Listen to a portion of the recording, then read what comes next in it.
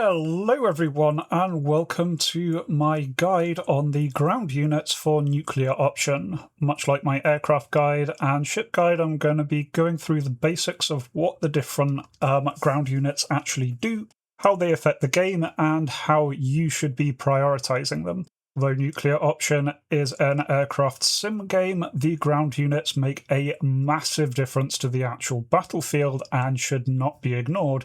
And knowing the abilities and weaknesses of these various vehicles really can help you make the best tactical choices in-game.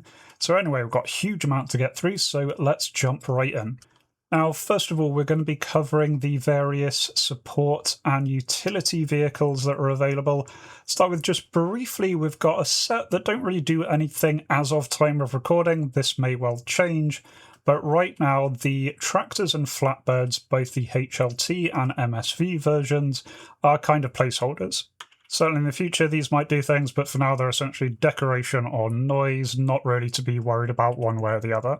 But then at the other extreme end of the scale, we have the M12 Jacknife, and this is perhaps the most useful utility vehicle that we have. This is an autonomous mobile repairing vehicle. Players can drop this out of an ibis or a pair of them out of a tarantula, and they will just go about their busy work repairing air bases. They can repair a lot of the buildings in air bases, including revetments, medium hangars, helipads, guard towers, fuel depots, AAA emplacement, pillboxes, and IR emplacements. Depending on the size and complexity, these can take a variety of times between a couple of minutes to almost 10 minutes to put a new medium hangar back online.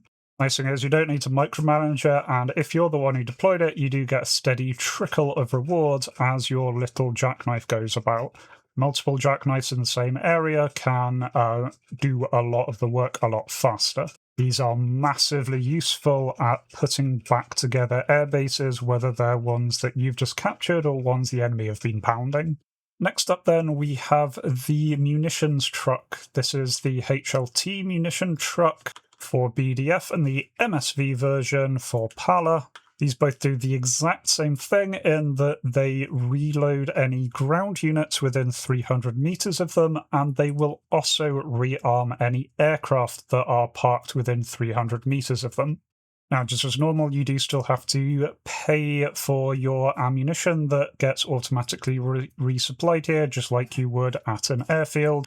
But these can be really useful as forward bases, and of course these can be used to help top up things like your SAM sites. Tiny little note is these do not reload ships, even if you do manage to get one within 300 meters of a ship. Next up, we have the fuel trucks. Again, HLT for BDF, MSV for PALA.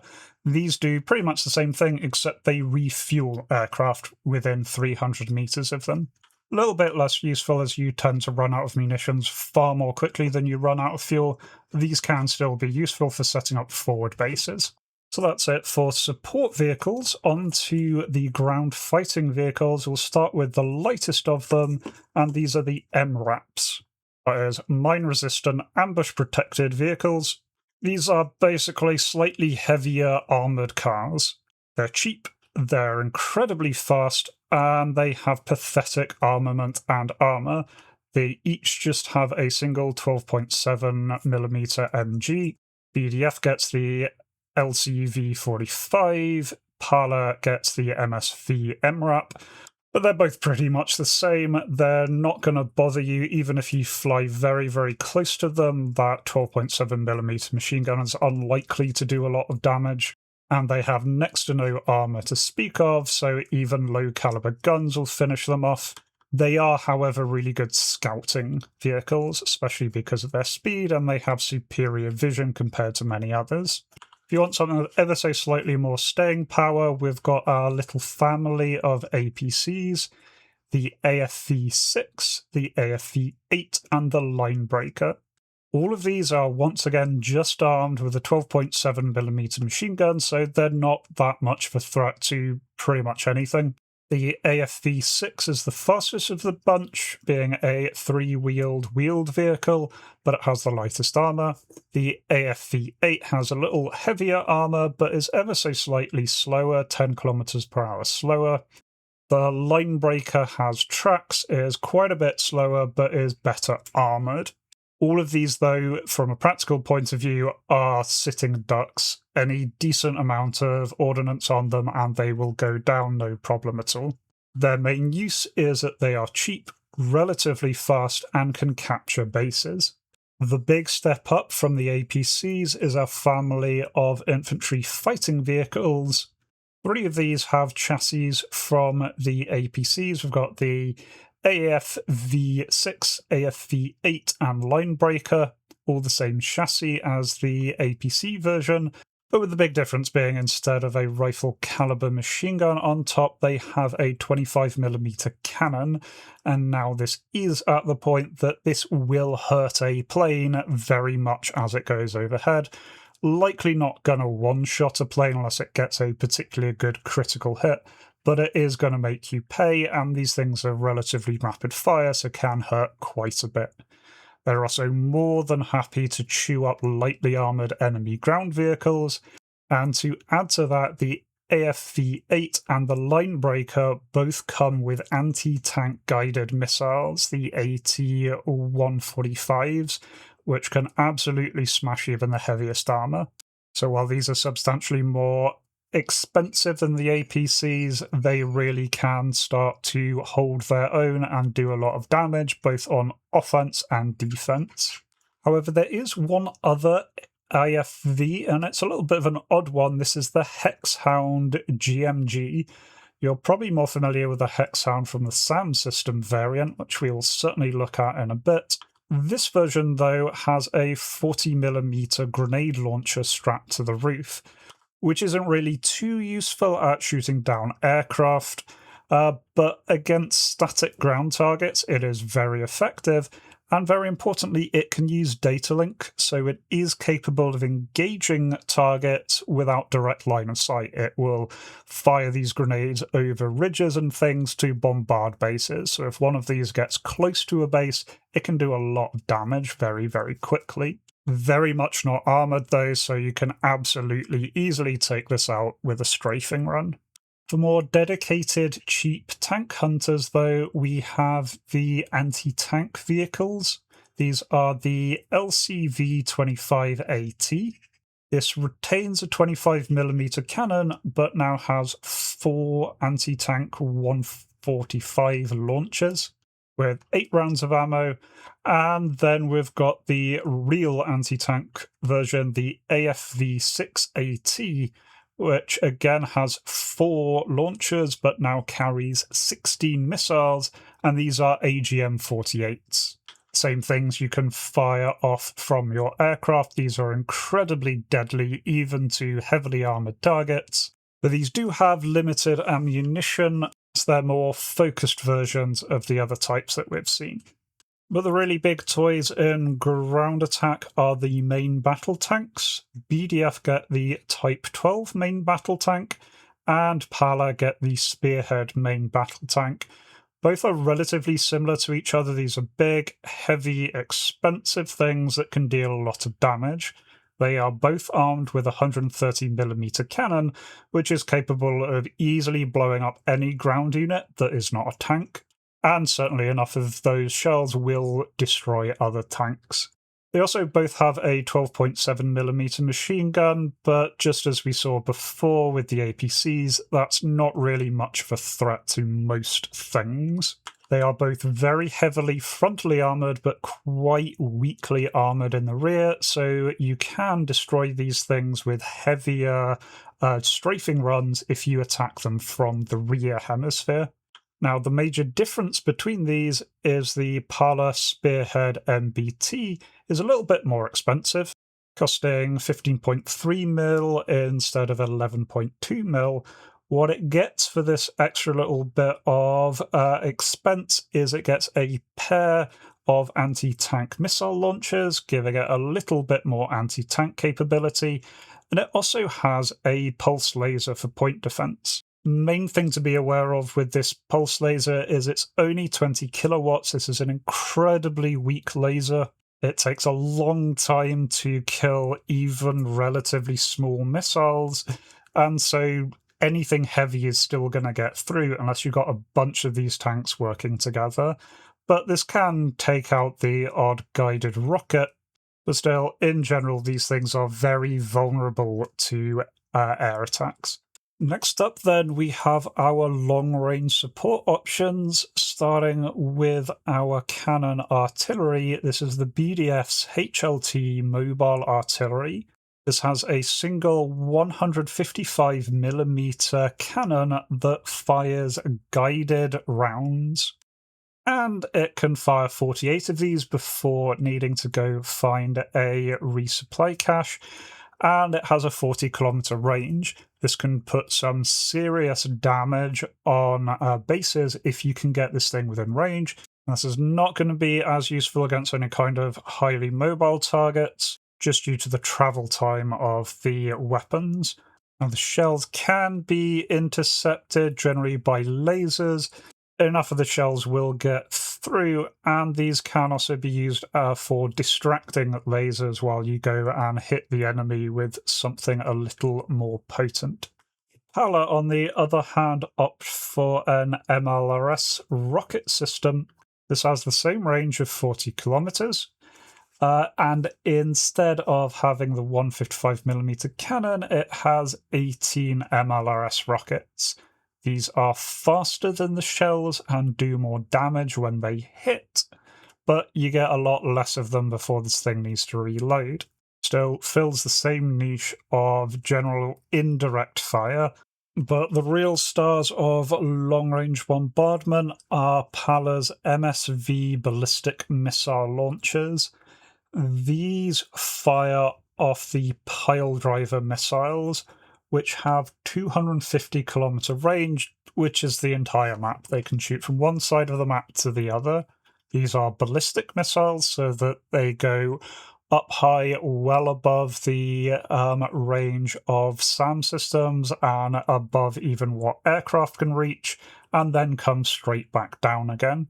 There are two varieties here. We have the regular ballistic missile and the nuclear-tipped ballistic missile. Both are one-shot and can't be reloaded, and at the beginning of the game they will not be firing. Only when you start to hit the various escalation criteria will the ballistic missiles start to launch, and then that will be followed by the nuclear ballistic missiles. Now, from everything mentioned so far, these absolutely should be your number one threats to go for as a plane, because these things shift the game entirely. The regular ballistic missiles will pretty much one-shot anything that they hit, and they're very, very hard to stop. Your best bet is really getting these before they launch. Otherwise, you only have a very narrow window as they come back down, and they tend to overwhelm defense systems. Nuclear ones are just that, but on steroids. If even one of the nuclear weapons comes through, you can wave goodbye to most of an airbase, if not an entire airbase. The downside is, because these can shoot well across the entire map, they generally just stick near the back, and so you've really got to pierce deep into enemy territory to find and destroy these things, but it can be well worth it.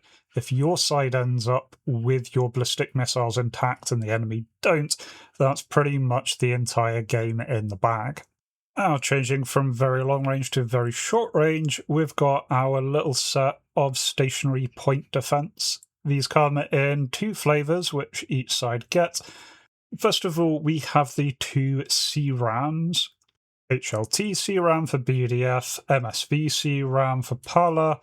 These are both completely immobile, despite being on chassis. The chassis are immobilized with various mountings, and they both act pretty similarly. These are 20mm incredibly rapid fire radar-guided cannons. These are very, very good at intercepting things that are coming in.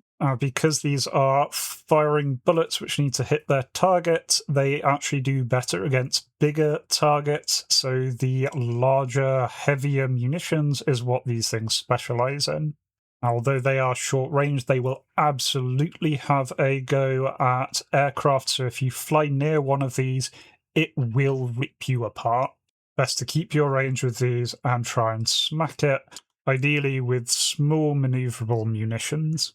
Complementing these, each side also gets a laser, the HTL Hell for the BDF, and the MSV Lads for the Pala side. Both of these are 80 kilowatt lasers. They will destroy light munitions such as shells effectively instantly. Lighter missiles will be taken down in pretty short order. They do, however, struggle with the heavier munitions, particularly things like larger bombs or the augers. They can generally get through before these things are able to detonate them. So these you counter with the exact opposite tactics of the CRAM.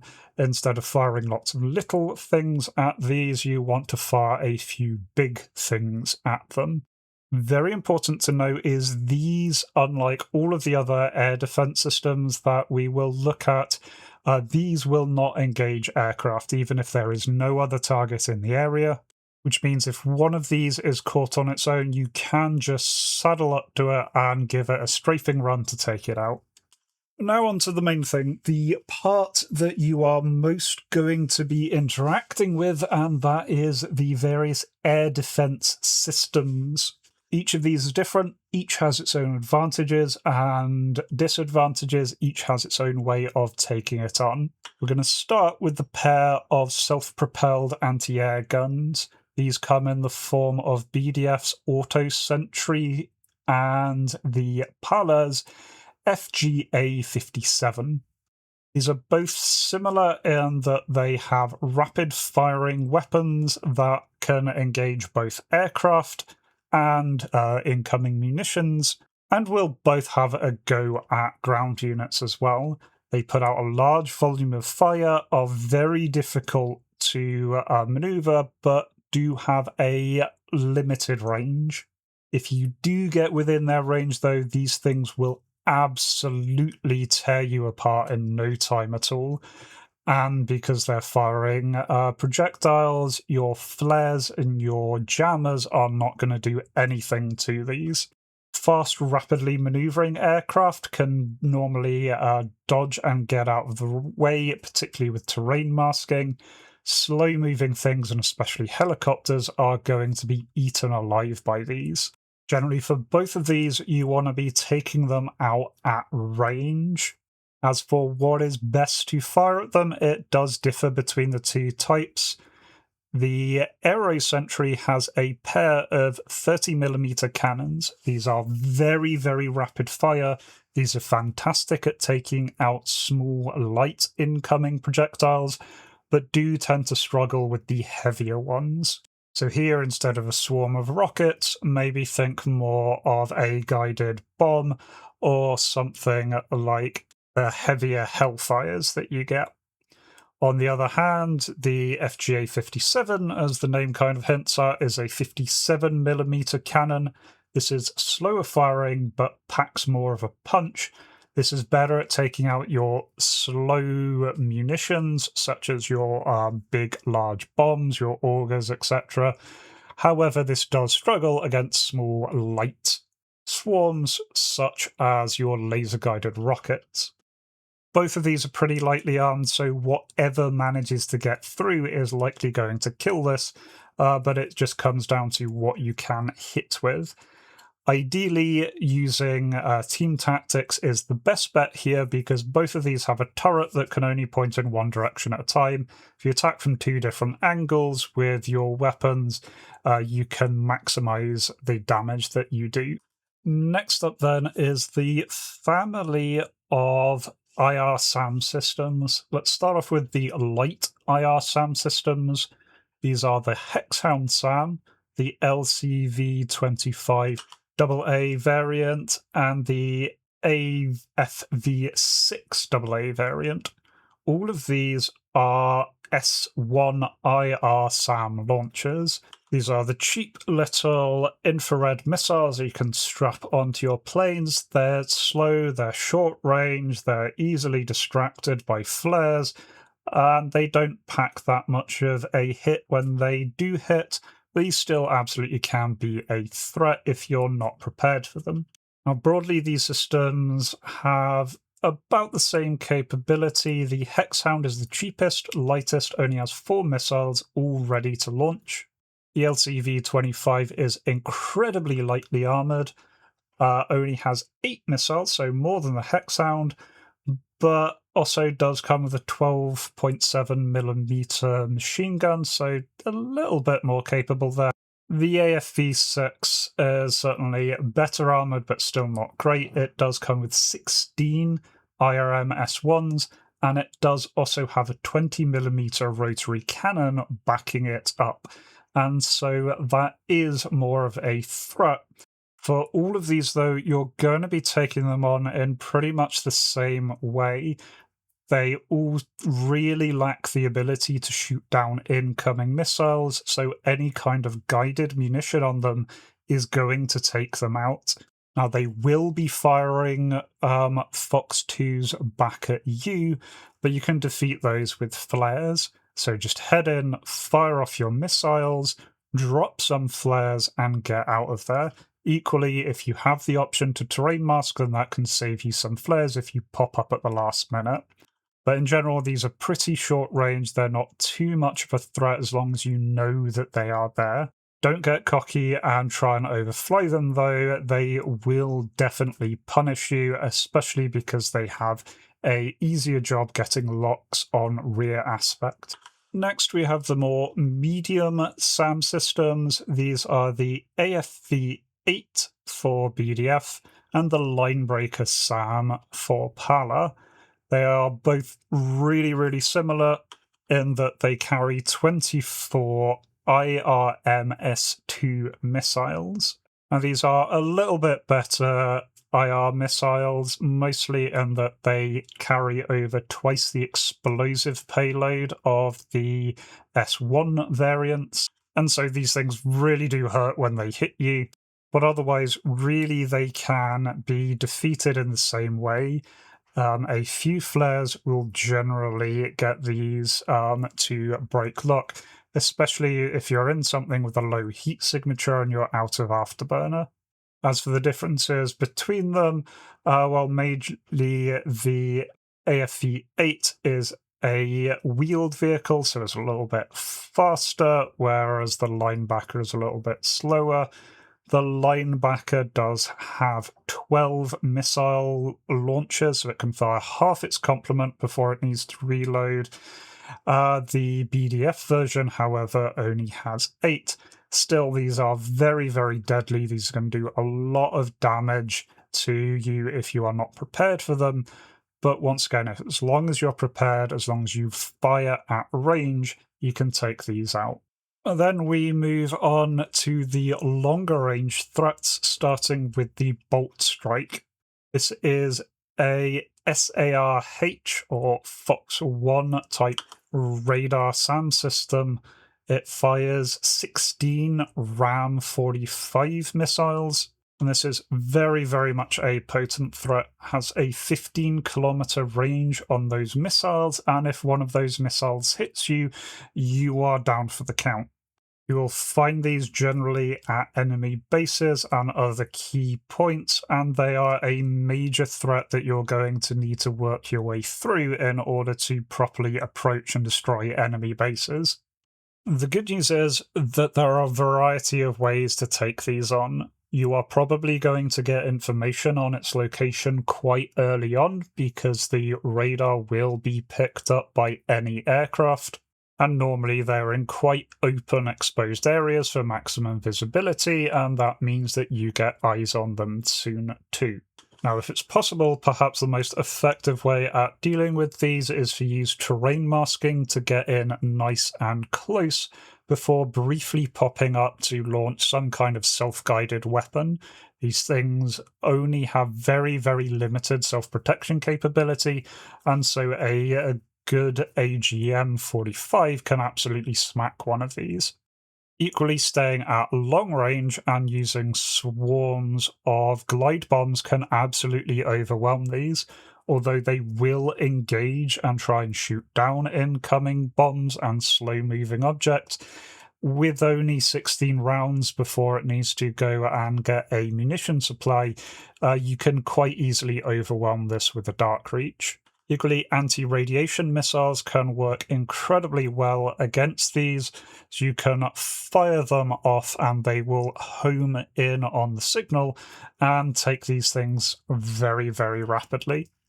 You do want to be trying to prioritize these, as they will generally hold control of the airspace in quite a large area. These are dangerous, not to be underestimated, but definitely things that you can take on. Now, if terrain masking is not an option and you don't have long-range ordnance, then the main thing you're going to need to be able to do is turn into the notch in order to break this thing's lock, ideally with using your jammer. The nice thing is, because these are Fox 1 launchers, these can be jammed by things like the Medusa, in which case they are completely ineffective. And so team tactics work great. If you can get one Medusa up that is able to jam this thing, then you can get within range, fire off a single missile, and take this thing out while it is completely inoperable. And then finally, we've got the big one, the Stratolance launchers. BDF and PLA each have their own variety of these, but they work in very, very much the same way. A Stratolance sight is made up of one or more launchers. BDF, each launcher carries 7 missiles per launcher. PLA carries 6, but otherwise they're very similar. This then needs to be paired with a radar truck. Again, BDF and PLA have their own versions, but effectively they work the same. The radar truck serves as the radar detecting and locking targets for the launcher to fire on. These are semi-active radar homing missiles, so the lock needs to be maintained, and so if the radar truck is jammed or destroyed, then that missile is going to cease to function. The main reason this is such a threat, though, is its sheer range. At 40 kilometers, this can smack you from halfway across the map, and with a frankly irrational 45 kilograms of TNT explosive, this thing's going to one-shot you. Doesn't really matter what you're in, you're not surviving a Stratolance hit. Now, these can be made even more deadly if the site also has a fire control truck. And again, BDF and PLA have their own very slight variations, but these work in the same way, in that it gives much better coordination between multiple launchers. And so if you have a fire control truck, it can distribute the targets amongst multiple different launchers, and so the whole battery can be intelligently acting to engage multiple different targets at the same time. Now, for these to be able to work and share stuff with each other, they need to be within 300 meters of each other.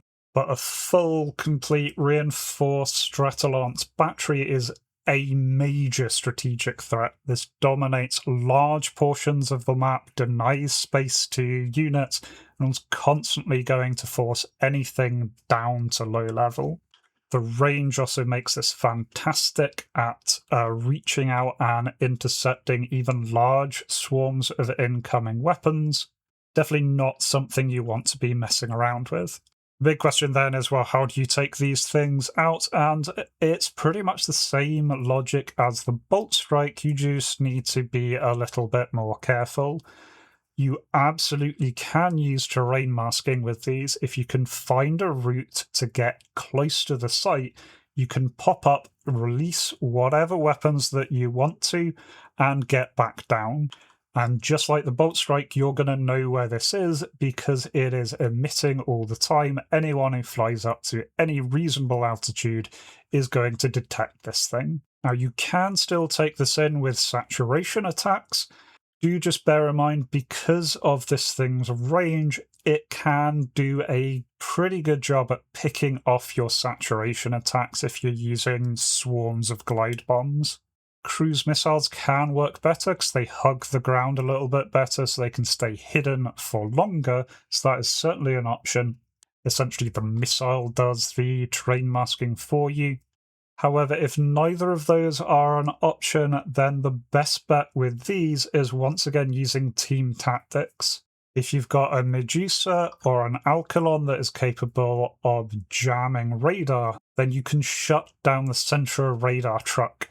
Once that's shut down, the launchers are useless, and that lets you get within range or lets your missiles get through unimpeded. And so someone working as a striker in conjunction with a Medusa or an Alcalon can do a huge amount of damage to these things. Equally, anti-radiation missiles will home in on these. Do just bear in mind that these will shoot back at the anti-radiation missiles. You probably want to let off a few to guarantee that kill. Now, of course, things do get more complicated than all of that. Mostly when these systems start linking together, if you have a Boltstrike that is backing up a Stratolance, and you also have point laser defenses in the area, that is going to be a very, very difficult target to try and take out. But in general, your best bet is team tactics, mixed with things like saturation strikes to overwhelm point defenses, mixed with ideally using terrain masking to get yourself nice and close so you can let loose the best weapons possible. Otherwise, those are the vehicles that are currently in-game as of time of recording, midway through August 2026.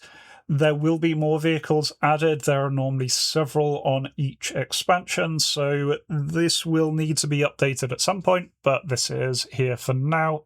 I do intend to do a weaponry video at some point.